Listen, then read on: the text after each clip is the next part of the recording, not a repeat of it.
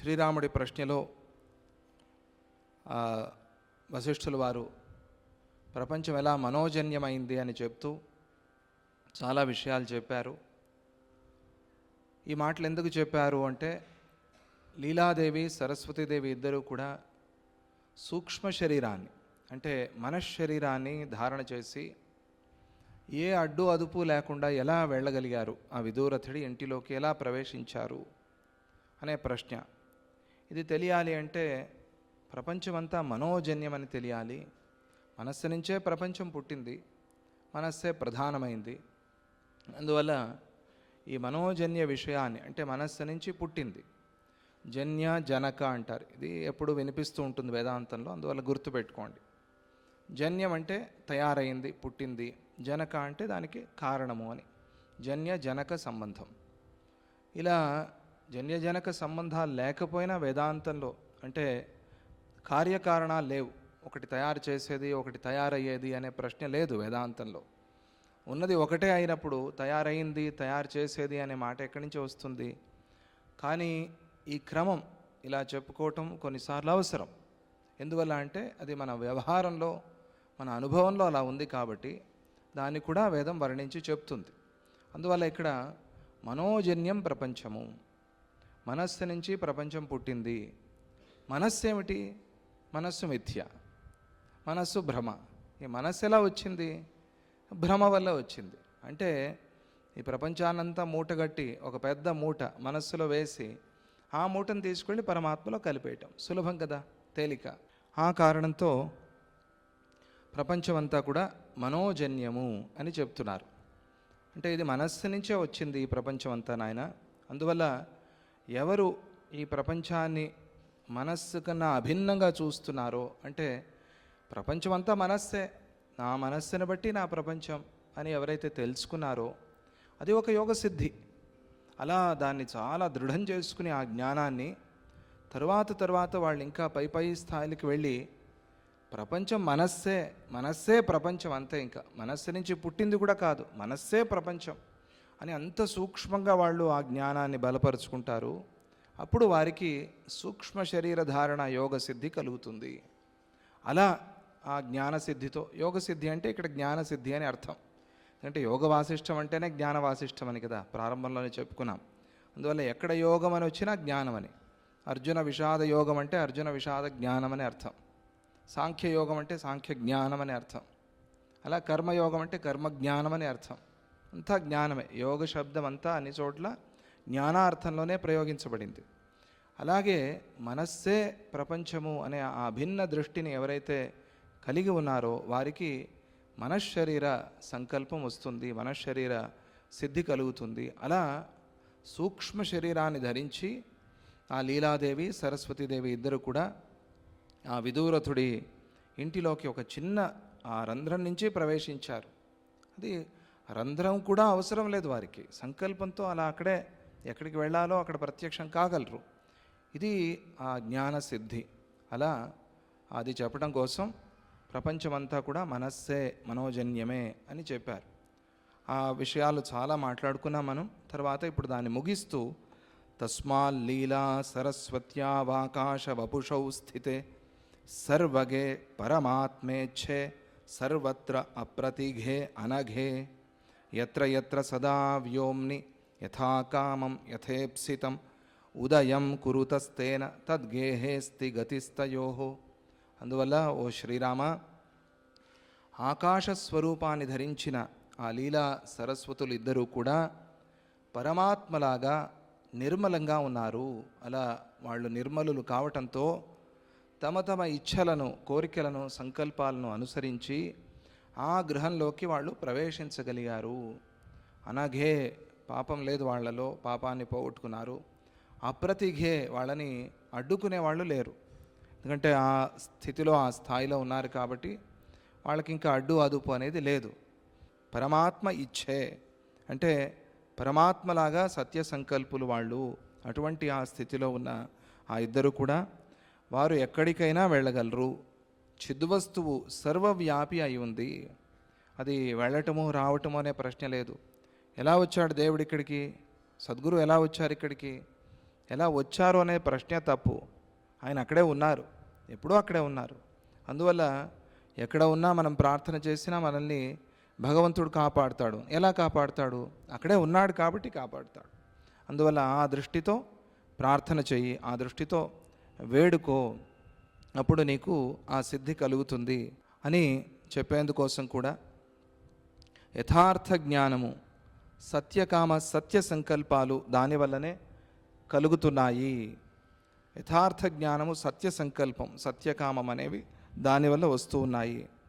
సర్వత్ర సంభవతి చిద్గగనం తదత్ర సద్వేదనం కలన మామననం విసారి తచ్చాతి వాహిక మిహాహురకుడ్యమేవ దేహం కథం క ఇవ తంబద కిం రుణద్ధి.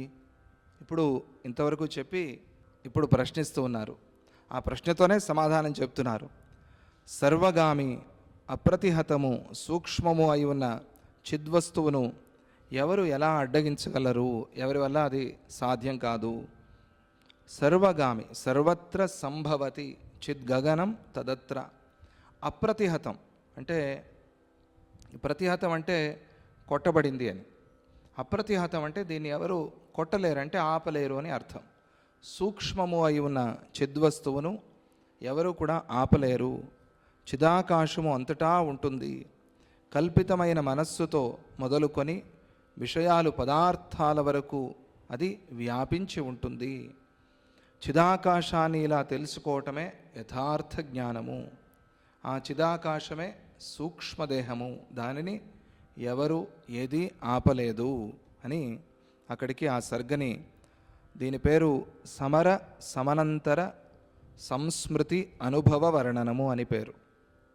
అంటే యుద్ధం అయిన తరువాత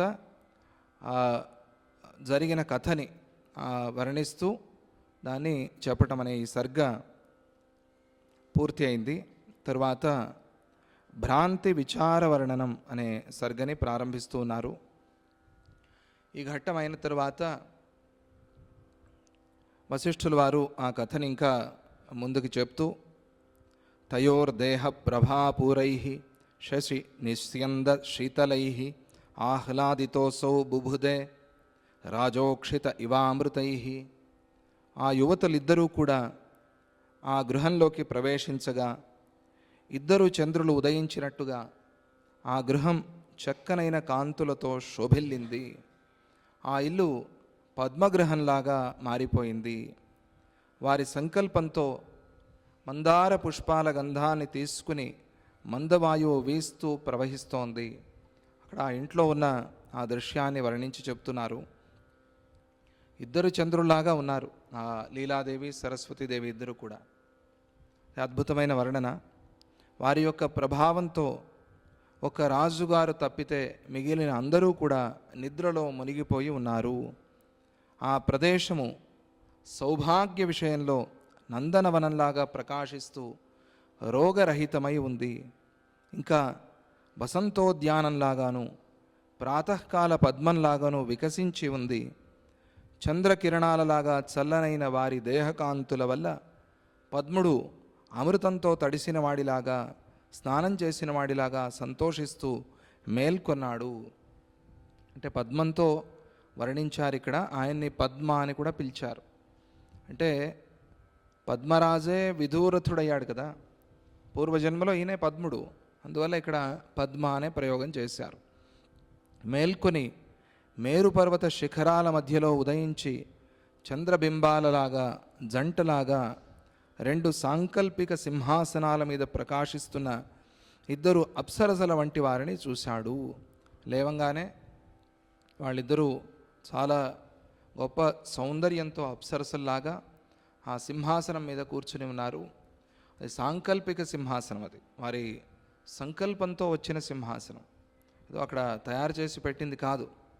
సింహాసనం అనుకున్నారు, సింహాసనం వచ్చింది, ఆ సింహాసనం మీద వాళ్ళు కూర్చున్నారు.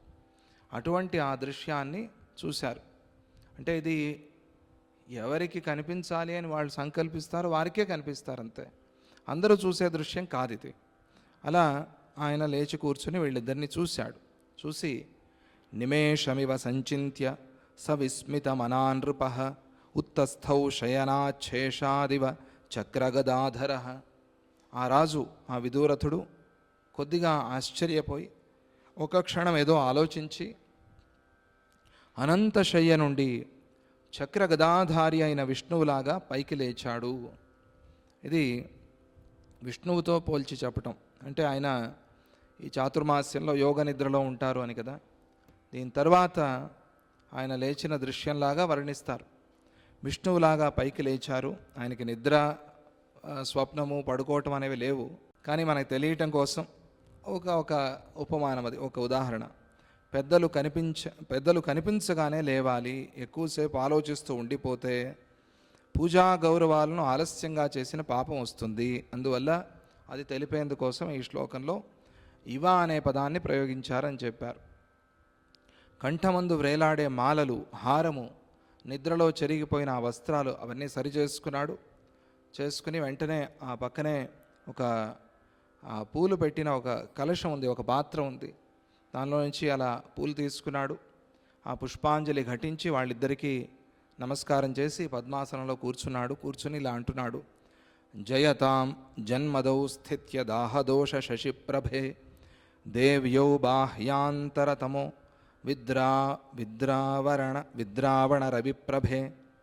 జయతాం, ఎవరైనా పెద్దలు కనిపించగానే వెంటనే నమస్కారం చేయటం, వాళ్ళని కీర్తించటం, ఇది సంప్రదాయం. అలా చేయకపోతే ఆలస్యం చేసిన దోషం వస్తుంది అని నమస్కారం చేశాడు. తన చేతనైనట్టుగా తాను కీర్తిస్తూ ఉన్నాడు. జయతాం, మీ ఇద్దరు కూడా గెలవండి, అంటే మీకు జయం కలుగుగాక.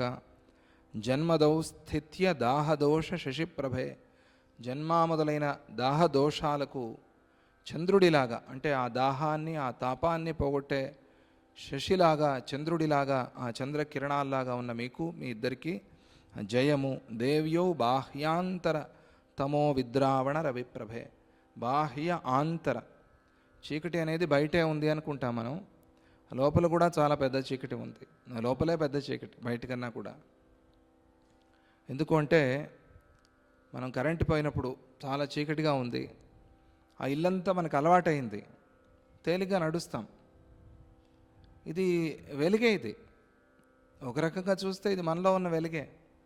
అక్కడ జ్ఞానమే వెలుగుగా పనిచేసింది. ఇక్కడ మెట్టు ఉంది, ఇక్కడేదో వస్తువు ఉంది, ఇక్కడేదో తగిలేదో, గుచ్చుకునేదో, లేదా ఏదో హింస చేసేదో ఏదో పదార్థం ఉంది అని ఒక గుర్తుంది మనకు మనస్సులో, స్మృతి. అదే జ్ఞానం. అంటే ఇది వెలుగు ఉన్నట్టే మనలో. చీకట్లో కూడా నడుస్తున్నారు కళ్ళు లేని వాళ్ళు, పాపం ఆ అంధులు. మనం ఎక్కడ బాధపడి చాలా కష్టపడి నడుస్తూ ఉంటామో అక్కడ చాలా తేలిగ్గా వెళ్తారు వాళ్ళు. ఎట్లా? ఇది కొత్త ప్రదేశంలో, అంటే లోపల ఉన్న వెలుగు అది. బయట మాత్రమే కాదు చీకటి అనేది, లోపల కూడా ఉంది. ఆ లోపల చీకటి ఉంటే బయట వెలుగు ఉన్నా కూడా ప్రయోజనం లేదు అని చెప్తారు. ఇక్కడ రెండు రకాల చీకట్లు, బాహ్య ఆంతర, బయట ఉన్న చీకటి, లోపల ఉన్న చీకటి. ఇవి రెండింటినీ పోగొట్టే రవిప్రభే, అంటే సూర్యకిరణాలు లాంటి వాళ్ళు మీ ఇద్దరికీ జయము, మీ ఇద్దరికీ జయం కలుగుగాక. బాహ్యాంతర తమోనాశ రవిప్రభలు, మీ ఇద్దరికీ నమస్కారము అని పలికి సరస్సులో ఉన్న పదాల జంటయందు తీరవృక్షము పూలను రాల్చినట్లుగా వారి పాదాలకు పూలను అర్పించాడు. లీలాయై భూపజన్మాథ వక్తుం మంత్రిణమీశ్వరి బోధయామాస పార్శ్వస్థం సంకల్పేన సరస్వతి. దాని తర్వాత సరస్వతి అమ్మవారు ఒక సంకల్పం చేసింది. ఇప్పుడు ఈ సమయంలో ఆ పక్కనే నిద్రిస్తున్న మంత్రి కూడా లేస్తే బాగుంటుంది. ఎందుకు? ఆయన లేచి ఈ రాజు గురించి చెప్పాలి. అది ఆవిడ సంకల్పం. ఎందుకంటే ఆయన ఒక్కడే అంటే కళ అనుకోవచ్చు, భ్రాంతి, భ్రమ అనుకోవచ్చు. నేను వీళ్ళని చూశానా, వీళ్ళు నాకు నిజంగా కనిపించారా, ఇది సత్యమా అని భ్రమ కలగచ్చు. పక్కన ఇంకొకళ్ళు ఎవరైనా ఉంటే వాళ్ళని అడుగుతాం, నీకు అలాగే కనిపిస్తోందా అని. వాళ్ళకి అలాగే కనిపిస్తే అమ్మయ్య, అప్పుడు ఒక సంతోషం మనకి, అవును నేను చూసింది సత్యమే అని. ఇది ఒక కారణం. అలాగే తరువాత దీనికి ఉన్న కారణాలు చెప్తారు. ఆవిడ సంకల్పంతో మంత్రి లేచాడు.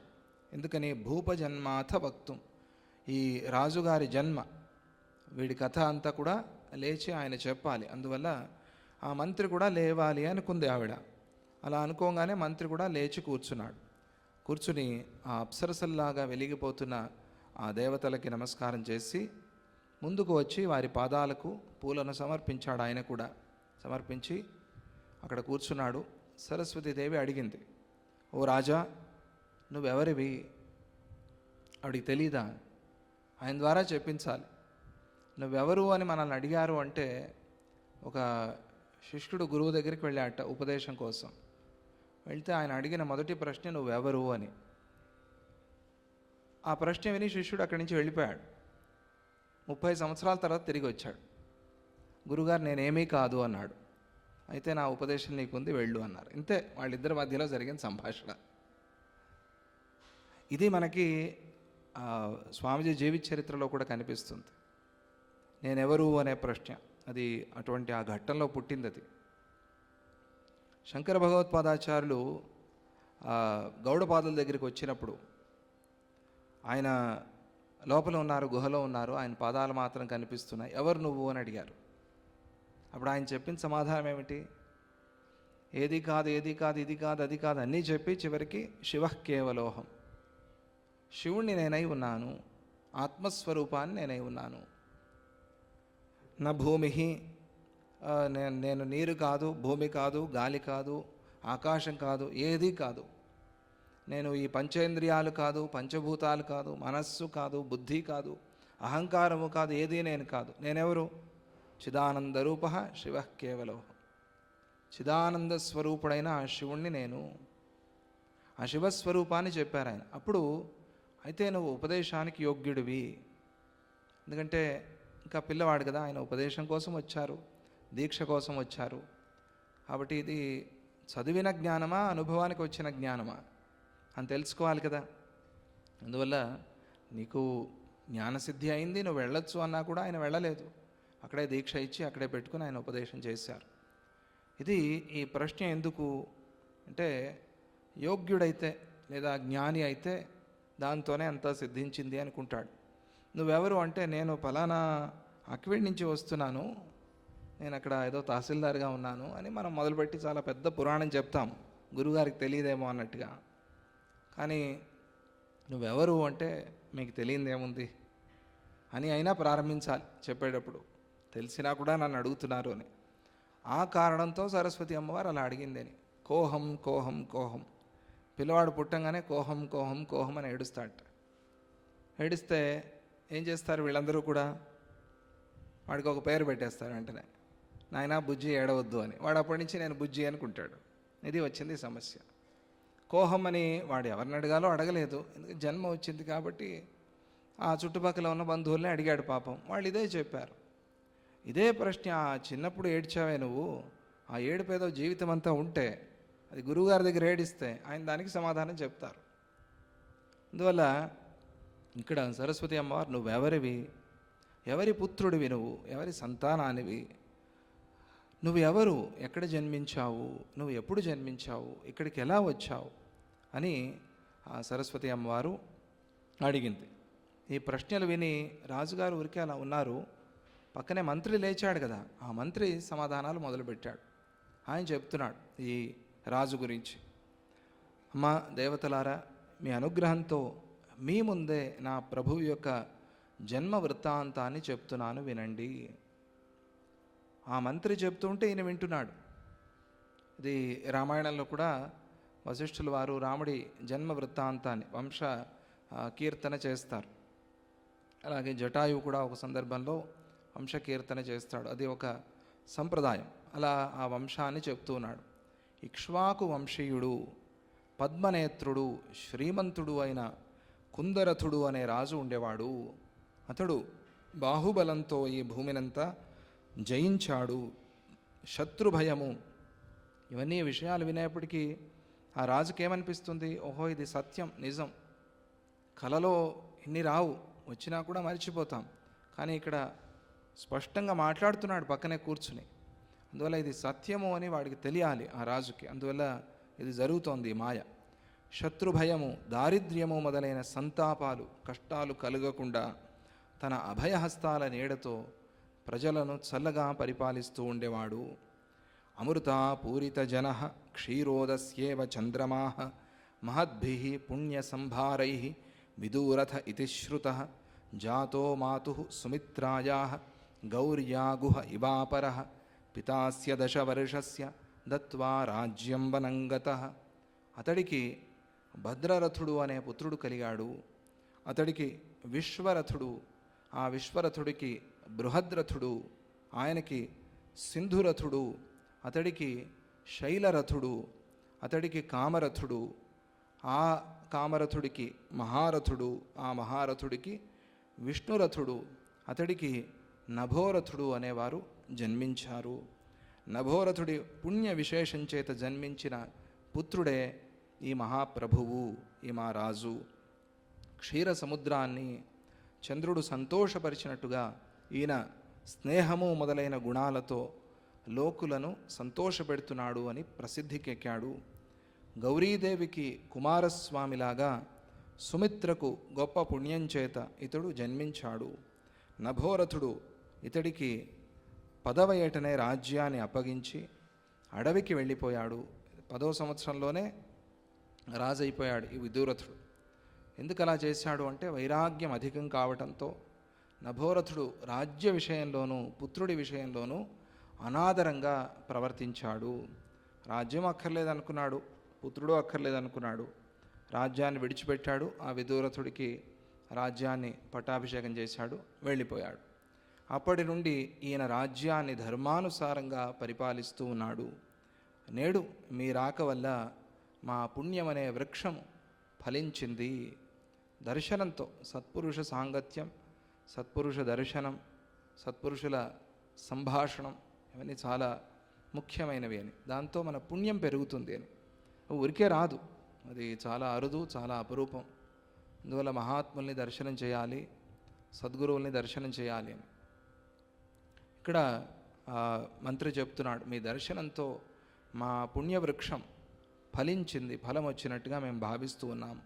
దేవ్యౌ దీర్ఘ తపః క్లేశ శతైర్దుష్ప్రాప దర్శనే. ఎందుకు అంటే ఇటువంటి దర్శనం కావాలి అంటే దీర్ఘ తపస్సు చేయాలి. ఊరికే తమాషన మహాత్ముల దర్శనం కలిగేది. దీర్ఘ తపశ్శతై అంటే ఎన్నో వందల సంవత్సరాలు దీర్ఘ తపస్సు చేసి ఉంటే, లేదా ఎన్నో జన్మలు దీర్ఘ తపస్సు చేసి ఉంటే ఆ మహాత్ముల దర్శనము, దేవతా దర్శనం కలుగుతుంది. దీర్ఘ తపస్సు అనే క్లేశం ఊరికే రోజు చేశాను నేను 10 నిమిషాలని కాదు. తపస్సు క్లేశం అంటే ఆ తపస్సులో శరీరం అట్లా జీర్ణించిపోవాలి.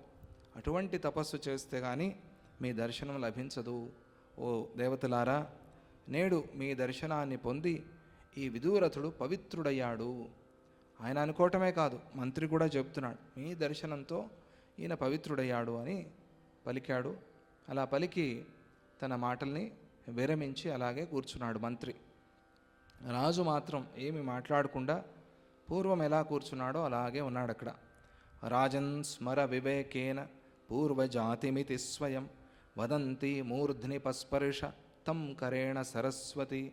అప్పుడు సరస్వతి అమ్మవారు, ఓ రాజా, నువ్వు నీ పూర్వజన్మని స్మరించు, నీకు నీ పూర్వజన్మ జ్ఞానం కలగాలి అని అంటూ ఆ సరస్వతి అమ్మవారు వాడి శిరస్సుని ముట్టింది, ఆ విదూరథుడి నెత్తిని ముట్టింది, అనుగ్రహించింది, ఆశీర్వదించింది అనుకోండి.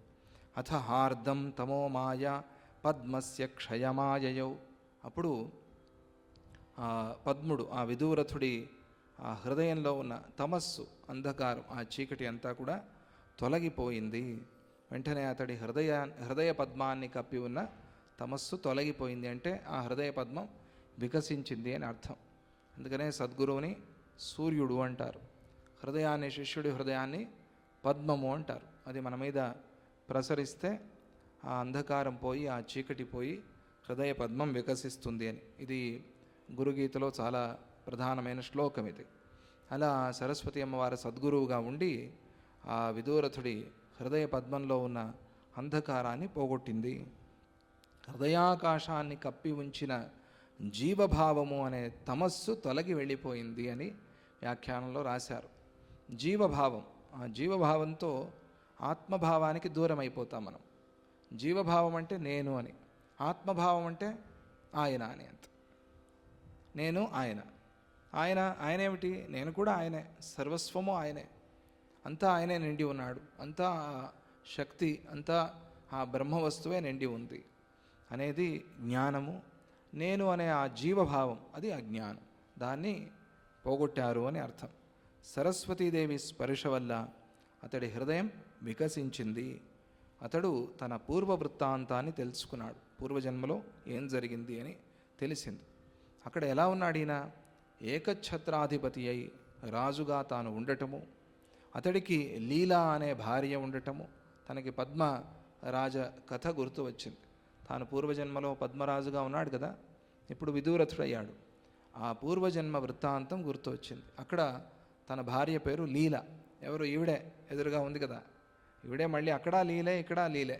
ఆ పేరు మాత్రం మారలేదు. ఈయనకి మాత్రం పద్మ పేరు మారింది, విదూరథ పేరు మారింది. కొన్ని సందర్భాల్లో అలా పేర్లు వస్తూ ఉంటాయి. అది మనం పుట్టక ముందే మన పేర్లు తీర్మానం అవుతాయి అని చెప్తారు. ఇక్కడ లీలా అనే పేరు మారలేదు. ఆయనకి మాత్రం పద్ముడు పూర్వజన్మలో, ఈ జన్మలో విదూరథుడు.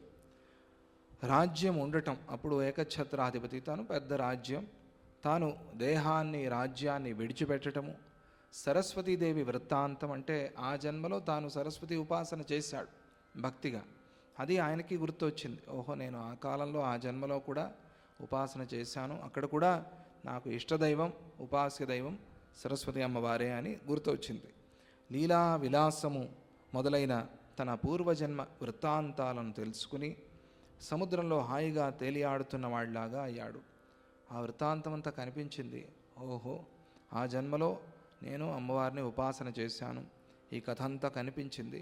ఒక సముద్రంలో, అంటే ఆ జన్మ ఈ జన్మ అంతా ఒకటేలాగా కనిపిస్తోంది ఆయనకి. సముద్రంలో హాయిగా తేలుతున్న వాడిలాగా ఉన్నాడు.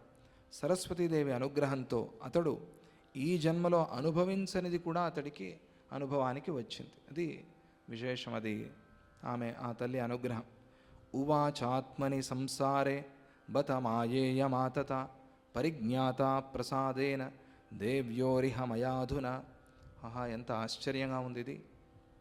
పెద్దదైన ఈ సంసార మాయను నేనిప్పుడు ఈ దేవతల వల్ల, ఈ దేవతల అనుగ్రహం వల్ల తెలుసుకోగలిగాను అని మనస్సులో అనుకున్నాడు. అనుకుని ఆ రాజు ఆ అమ్మవారితో ఇలా అంటున్నాడు. హే దేవ్యౌ కిమిదం నామ దినమేకం మృతస్య మే గతమధ్యేహ జాతాని వయో వర్షాణి సప్తతి. విచిత్రం అంటే ఆ పూర్వజన్మకి వెళ్ళాడు కదా, వెళ్ళి ఆ జన్మనంతా చూశాడు. చూసి అక్కడ ఆ లీలా విలాపాన్ని కూడా చూశాడు. అంటే లీలాదేవి ఏడుస్తోంది. ఎందుకు ఏడుస్తోంది అంటే ఈయన గతించాడు, కాలం చేశాడు. ఈయన కాలం చేసిన ఆ శరీరాన్ని అక్కడ ఇంకా పడుకోబెట్టారు. ఆ పడుకోబెట్టిన శరీరాన్ని చూశాడు, దాని పక్కనే కూర్చుని లీలాదేవి ఏడుస్తూ ఉండటాన్ని కూడా చూశాడు.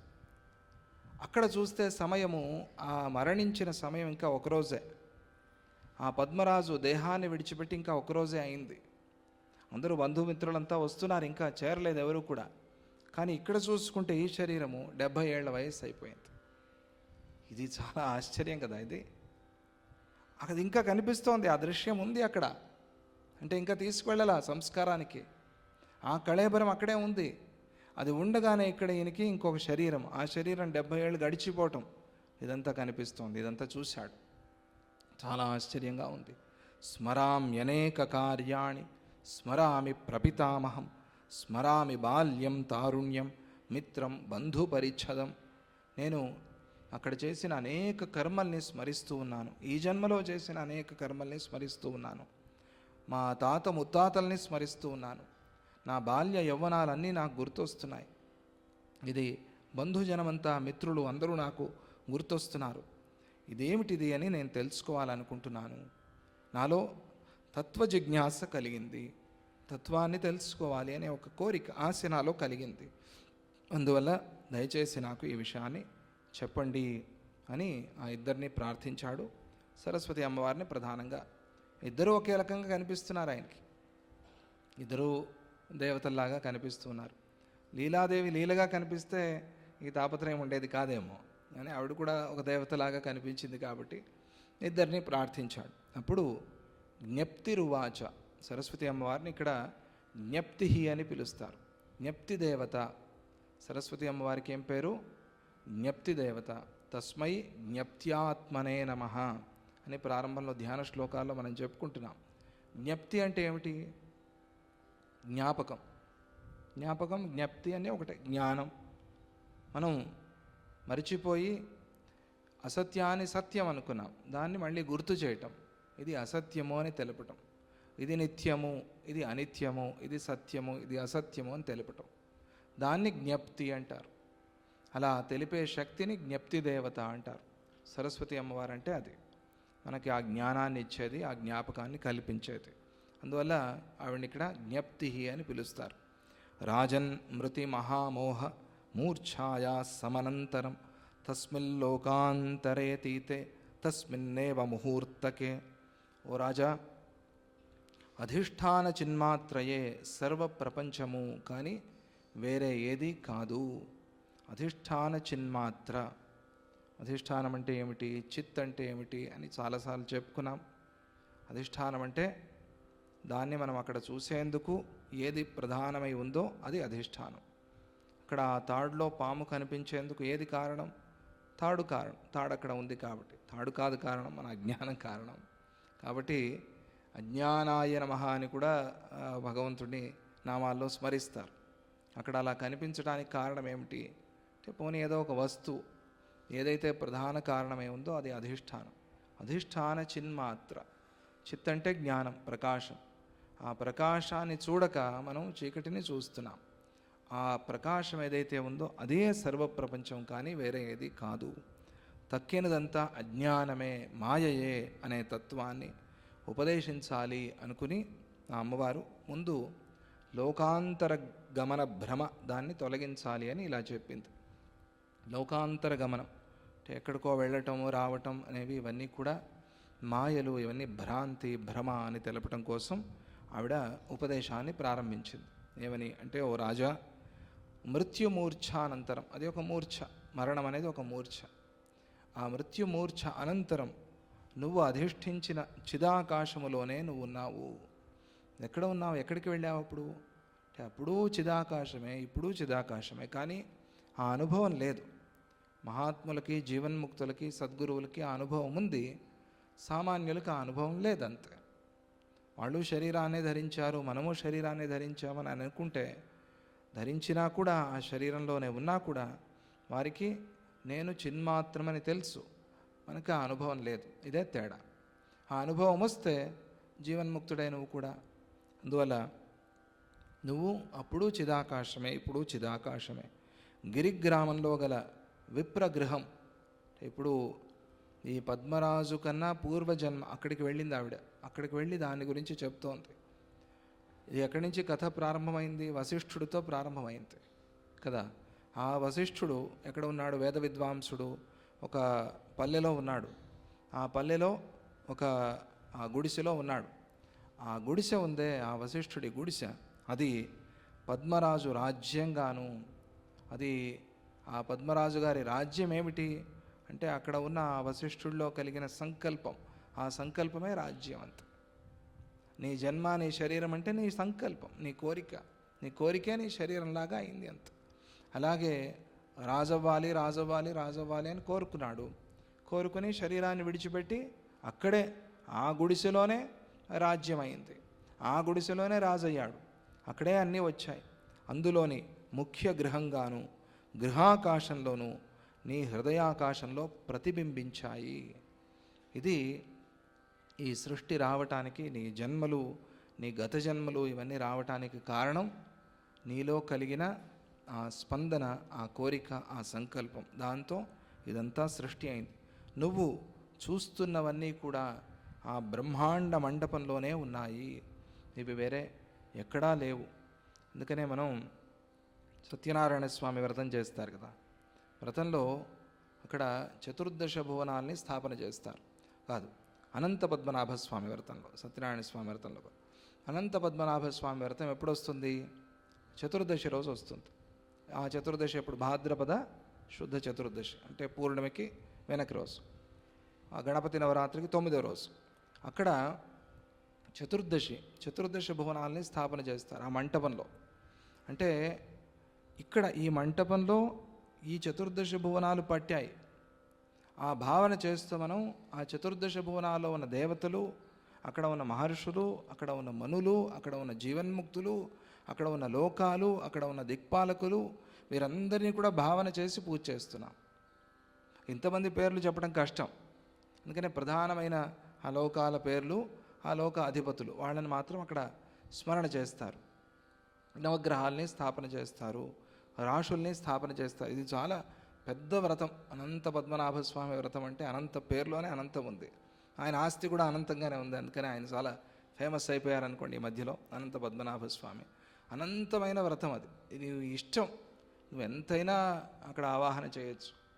ఆ అనంత పద్మనాభ స్వామిని ఆరాధన చేసేప్పుడు ఆ మంటపంలో సమస్త బ్రహ్మాండాన్ని, సృష్టినే చూస్తాం. ఇది ఆ వ్రతంలో ఉన్న రహస్యం ఏమిటి అంటే, నీ హృదయ మంటపంలో ఇవన్నీ ఉన్నాయి, వేరే ఎక్కడా లేవు. నీ ఆకాశం ఎక్కడ ఉంది? నీ హృదయంలోనే ఉంది, నీ చిత్తాకాశంలోనే ఉంది ఇదంతా. అక్కడ లేకపోతే ఇక్కడ వచ్చేది కాదు. అది ఆ వ్రతంలో ఉన్న రహస్యం. అది చాలా గొప్ప వ్రతం. అది ఎవరింట్లో ఉంటుందో వాళ్ళు మానకూడదు. మాన్న అంటే ఎవరో నాన్నలో తాతలో మానేసి ఉంటే మళ్ళీ ప్రారంభించాలి. మళ్ళీ గురువుల దగ్గర ఆ వ్రతాన్ని తీసుకుని మేము చేస్తాము అని. ఒక 5 సంవత్సరాల నుంచి చాతుర్మాస్యంలో కొంతమంది ఫ్యామిలీస్ వచ్చి చేస్తున్నారు. అంటే మా ఇంట్లో ఉండేది పోయింది, మాకు తెలియలేదు అని, ఇప్పుడు రిటైర్ అయ్యామని ఇప్పుడు చేస్తున్నారు. చాలా సంతోషం. భాద్రపద మాసంలో చేసే వ్రతం అది. అక్కడ ఉన్న రహస్యం. అలాగే ఆ బ్రహ్మాండ మంటపంలోనే సర్వస్వము సమస్తము ఉంది. అక్కడ నీ జీవుడు నన్ను ఉపాసిస్తూ ఉండేవాడు. నువ్వు ఉపాసన చేశావే, అది ఆ బ్రహ్మాండ మంటపం. అక్కడే పద్ముడి రాజ్యము, గృహము మొదలైనవన్నీ అక్కడే ఉన్నాయి. నీ వశిష్ఠ, పద్మ, విదూరథ జన్మలు కూడా చిత్త వికారాలే కానీ వేరే కాదు. ఈ జన్మలన్నీ చిత్త వికారాలు, చిత్త వికారాల వల్ల వచ్చాయి. ఈ భావన లేకపోతే ఎన్ని కర్మలు చేశాం, ఎన్ని పాపాలు చేశాం, ఇవన్నీ ఎప్పటికి పోవాలి, ఎప్పుడు ముక్తి రావాలి అనే ప్రశ్న అలాగే ఉండిపోతుంది. జ్ఞానం అనేది వీటిని కాల్చకపోతే ముక్తి అనే ప్రశ్నే లేదు. అంటే ఈ కర్మకి నువ్వు ఇంత అనుభవించి తీరాలంటే ఎన్ని జన్మలు? పురాణాలు చూస్తే ఒక్కొక్క పాపానికి, ఒక్కొక్క కర్మకి ఎన్ని జన్మలు. అమ్మో, ఎప్పటికిది? కానీ జ్ఞానంతో ఇవన్నీ కాలిపోతున్నాయని చెప్పారు. ఆ అనుభవం కూడా చాలామందికి ఉంది. తరువాత జన్మలు లేవు. అంటే నీ ఆ 3 జన్మలు ప్రస్తుతానికి కనిపిస్తున్నవి, వశిష్ఠ, పద్మరాజ, విదూరథ, ఆ జన్మలు చిత్త వికారాలు. చిత్త వికారం కలిగింది అంటే ఇంకా పాపాలు ఎక్కడా? ఓహో, ఇది చిత్త వికారం వల్ల వచ్చింది. ఏదో పైత్యం చేసింది, పైత్యం చేసినప్పుడు 2-3 లాగా కనిపిస్తున్నారు ప్రపంచంలో. ఆ పైత్యం పోయింది. పోయినప్పుడు ఏమనుకుంటాడు వాడు? ఇది నా పైత్యం, ఇది కవిత్వం కాదు అని అనుకుంటాడు. ఇది ప్రపంచం కాదు, ఇది నాలో కలిగిన వికారం. ఈ వికారాన్ని నేను పోగొట్టుకుంటే వికారం అనేది బయట లేదు. అలా ఈ ప్రపంచం అనేది చిత్త వికారం. ఈ చిత్త వికారంతో, దీన్ని తెలుసుకోవటంతో ఆ పాపం అంతా కూడా భస్మీపటలం అయిపోతుంది అని అమ్మవారు చెప్తున్నారు. నువ్వు ఎప్పటికీ కూడా చిదాకాశానివే అయి ఉన్నావు, కానీ తెలుసుకోలేదు. నేను చిత్తమయ్యాను అనుకున్నావు. చిత్తమైనప్పుడు, మనస్సు అయినప్పుడు ఆ మనస్సు అన్ని పనులు చేసింది. నిర్మలాకాశం కంటే నిర్మలమైన నీ చిదాకాశంలోనే ఈ భ్రమలన్నీ కూడా కనిపించాయి.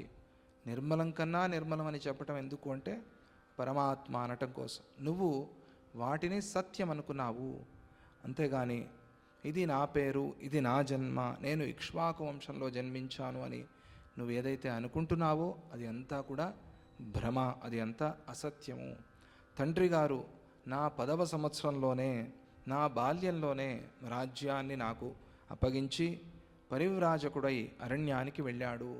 అప్పుడు నేను శత్రువులను జయించి దిగ్విజయ యాత్ర చేసి రాజ్యాన్ని మంత్రులతోనూ ప్రజలతోనూ కలిసి పాలిస్తున్నాను. యజ్ఞానులు ఎంతో ఆసక్తితో చేస్తూ ఉన్నాను, జయిస్తూ ఉన్నాను. ధర్మానుసారంగా ప్రజల్ని రక్షిస్తూ ఉన్నాను.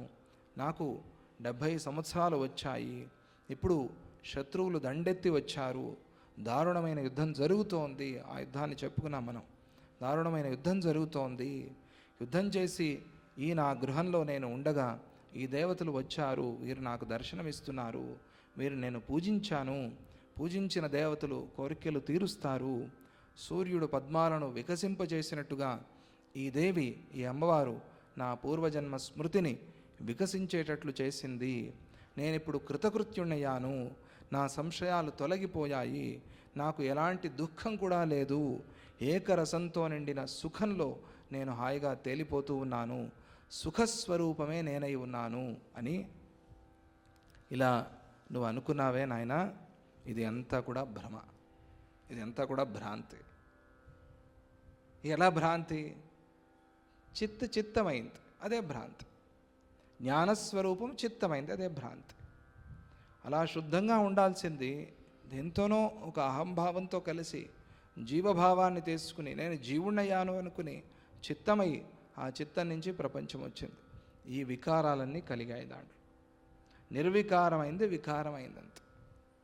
అప్పుడు కారం పెరిగిపోతే ఎలాగైతే మనం తన్నుకుంటామో అలాగే వీడు కూడా, ఈ జీవుడు సంసారంలో పడి ఇట్లాగే కష్టపడుతూ ఉంటాడు. ఇదంతా అంటే ఏదో అజ్ఞానం కలగటం, అజ్ఞానం పోయి జ్ఞానం కలగటం, ఇది కూడా భ్రమే. అజ్ఞానం వచ్చి అజ్ఞానం పోయి వచ్చింది ఇప్పుడు మళ్ళీ జ్ఞానం.